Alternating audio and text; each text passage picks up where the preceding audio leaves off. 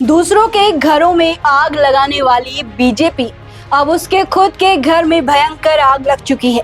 इस वक्त की बड़ी और चौंकाने वाली खबर किसी और राज्य से नहीं बल्कि मोदी और अमित शाह के गढ़ गुजरात से आ रही, जहां बीजेपी के ही विधायकों और सांसदों ने अपनी सरकार के खिलाफ बगावत का झंडा बुलंद कर दिया।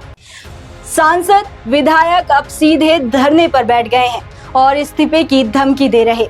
आखिर मोदी जी के गुजरात मॉडल में ऐसा क्या भूचाल आ गया कि इस्तीफे की झड़ी लगने वाली है। नमस्कार, मैं हूं आपके साथ इंदिरा यादव। जहां एक तरफ भारतीय जनता पार्टी विपक्ष के दूसरे सांसदों और विधायकों पर हमेशा नजरें गड़ाए बैठी रहती है कि उन्हें किस तरह से उन्हें अपनी पार्टी में शामिल किया जाए, ठीक उसी बीच मोदी जी के गुजरात से और बीजेपी के चाणक्य कहे जाने वाले अमित शाह के गृह राज्य से इस वक्त की ये बड़ी खबर है कि बीजेपी के ही विधायकों ने अपनी ही पार्टी के नेताओं के खिलाफ मोर्चा खोल दिया है। आखिर ऐसा क्या हुआ कि गुजरात में इस डबल इंजन सरकार में एक सत्ताधारी विधायक को सड़क पर बैठकर धरना देना पड़ा।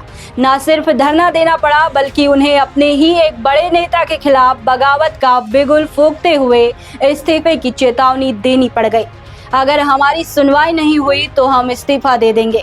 गुजरात के नर्मदा जिले से सामने आई इस लाइव खबर की हेडलाइन पर गौर कीजिए कि मेरा अपमान हुआ है, इस्तीफा दे दूंगी। आखिर ऐसा क्या हो रहा गुजरात में कि बीजेपी के भीतर इतना बड़ा बवाल मचा है। भारतीय जनता पार्टी जो हमेशा पूरी तरह एकजुट रहने का दावा करती है, आज उसी के अंदर से बगावती धुआं उड़ता दिखाई दे रहा। कहते हैं ना कि जब दूसरों के घरों में आग लगती है तो लोग तमाशा देखते हैं, लेकिन वही घटना जब खुद के घर में घट जाए तब असली तकलीफ का एहसास होता है। ऐसा ही कुछ अब गुजरात बीजेपी में देखने को मिल रहा। नर्मदा जिले में बीजेपी की एक महिला विधायक पार्टी के एक कार्यक्रम में बेहद नाराज हो गई। उनका आरोप है कि मंच पर उनका सार्वजनिक रूप से अपमान किया गया, जिसके बाद वो तुरंत मंच छोड़कर चली गई और धरने पर बैठ गई। गुजरात में इस वक्त सांसद और विधायक बनाम जिला अध्यक्ष चल रहा है। दैनिक जागरण की रिपोर्ट के मुताबिक गुजरात भाजपा सांसद और विधायक ने पार्टी जिला अध्यक्ष के खिलाफ मोर्चा खोला हुआ है। शिकायतकर्ता बीजेपी सांसद मनसुख वसावा और नादौद से बीजेपी विधायक डॉक्टर दर्शना देशमुख का आरोप है कि पार्टी के नर्मदा जिला अध्यक्ष नील राव पर मनमानी करने का और पिछले 2 साल से लगातार अपमानजनक व्यवहार करने का गंभीर आरोप लगाए गए हैं। और गुजरात भाजपा की ओर से आयोजित प्रबुद्ध नागरिक सम्मेलन के दौरान मंच पर विधायक दर्शना देशमुख का ना तो स्वागत किया गया और ना ही उन्हें बोलने का मौका दिया गया। इस अपमान से नाराज होकर महिला विधायक कार्यक्रम छोड़ पास में स्थित सरदार पटेल की प्रतिमा के पास धरने पर बैठ गई। उन्होंने साफ चेतावनी दी है कि अगर जिला अध्यक्ष पर कार्रवाई नहीं हुई तो वो अपने पद से इस्तीफा दे देंगी। ये अंदरूनी कलह बीजेपी में आज की नहीं बल्कि पिछले निकाय चुनाव के समय से ही पार्टी के भीतर ये आंतरिक कलह धीरे धीरे सुलग रही थी, जो अब खुलकर सामने आ चुकी है। गुजरात के अंदर ये असंतोष अचानक पैदा नहीं हुआ, इसके पीछे एक लंबी पृष्ठभूमि रही है। पिछले 6-7 महीनों में कई बीजेपी कार्यकर्ताओं ने पार्टी का पटका उतारकर सड़क पर फेंका और कांग्रेस और आम आदमी पार्टी का दामन थाम लिया।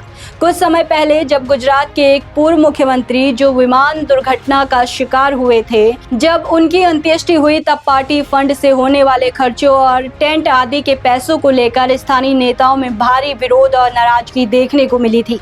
पार्टी के अंदर असंतोष इस कदर बढ़ गया था कि एक वक्त मुख्यमंत्री को छोड़कर पूरी की पूरी कैबिनेट से इस्तीफा दिलवा दिया गया था और नए चेहरों को जिम्मेदारी सौंप दी गई थी ताकि चुनाव से पहले नाराजगी को दूर किया जा सके। जब सत्ताधारी दल के सांसदों और विधायकों को अपनी ही पार्टी के पदाधिकारियों के खिलाफ सड़क पर उतरना पड़े, उपवास करना पड़े और बात इस्तीफे तक पहुंच जाए तो स्पष्ट है कि मामला बेहद गंभीर है। राजनीति में जब एक इस्तीफा होता है तो उसके बाद असंतुष्ट नेताओं की एक पूरी लिस्ट लंबी होने लगती है। आने वाले समय में गुजरात के भीतर राजनीतिक समीकरण काफी दिलचस्प होने वाले हैं। एक तरफ राहुल गांधी और अन्य विपक्षी पार्टियां बीजेपी के इस मजबूत किले को ढहाने का दावा कर रही है, तो दूसरी तरफ बेरोजगारी, किसानों के मुद्दे और धर्मेंद्र प्रधान का इस्तीफा व सरकारी नीतियों को लेकर जनता और पार्टी के भीतर अंतर्विरोध बना हुआ है।